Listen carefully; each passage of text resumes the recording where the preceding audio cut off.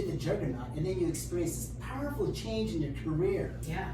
Can you like go through the steps with us on that? I mean, what happened? I mean, for you, I mean, you've had this career for years. All of a sudden, boom, you had a way out.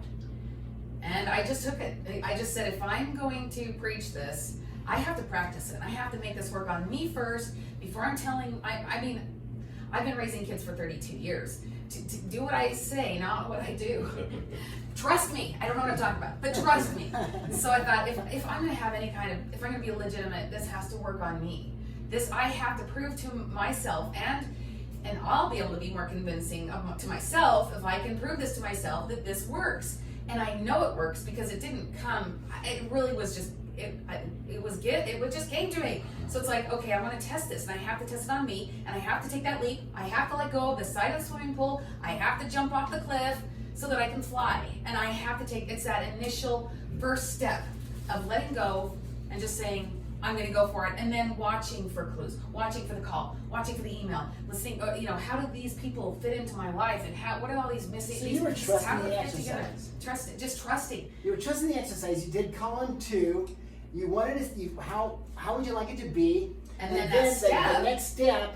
You discovered the next step. Well, and it's funny because it's all trajectory again. It's like our past equals our future. Negatives equal positive. Mistakes equal purpose and solutions. So it's like I'd been doing caricatures, then COVID came and shut everything down, and then I wasn't. So a lot of things happened, but the things were there, clues were there, And so this opportunity, my dad decides that he wants to retire from caricatures, and then he gives me all the fairs, and how random and what the synchronicity of timing is. Just, even they'll say it's magical. It's otherworldly that they would even. I mean, the timing is crazy. You can call it a coincidence. For more than just me. It's like the timing with all my kids, and the timing with my dad, and the timing with the people that come to the fair. And it's like, how did this happen? Oh my gosh, the timing is just crazy. It's interesting that this happened. Tap into that. This is interesting that it happened after you did the JuggerKnot. I know, right? The timing? Exactly. And everyone else is like, that's kind of coincidental, but it just so happens that you did this after the JuggerKnot.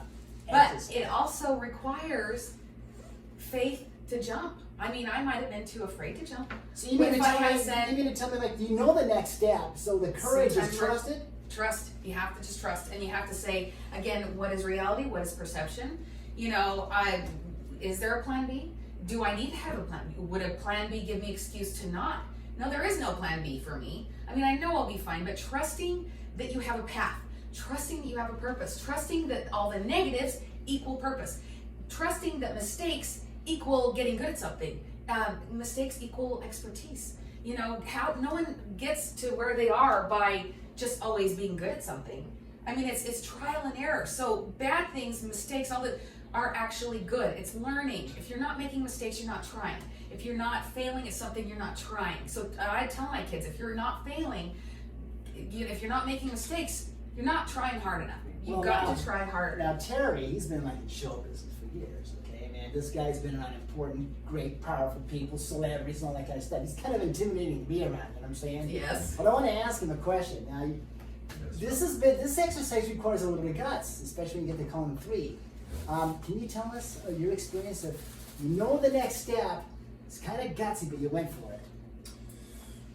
Well, I would point to the present time and the precipice that I am standing upon now. And for me, this example is even more powerful because the outcome is still to be determined.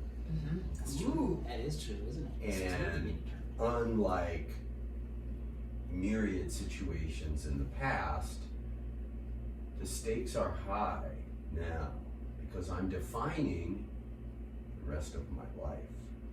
Ooh. And the question of whether or not I will be successful in moving through this time and through this process is yet to be determined. That's so exciting. It Scary. is adventurous. Oh my well, gosh. the thing is that the present moment of speaking with all of you about this process, and I'm really focused within process on on these 3 columns and the pattern thinking that develops over time.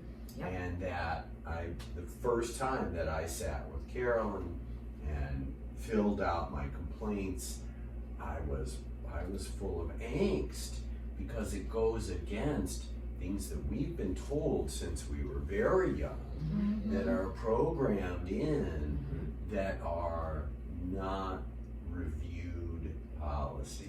As soon as we start reviewing our own policies, because we're on the policy review committee for our own lives, That's it. we find that there is an openness. And I think that as we're focusing on this transition process through the use of JuggerKnot, that I am becoming grudgingly, maybe, admittedly, but I am learning, and even down to this present moment as we're discussing it, that being honest,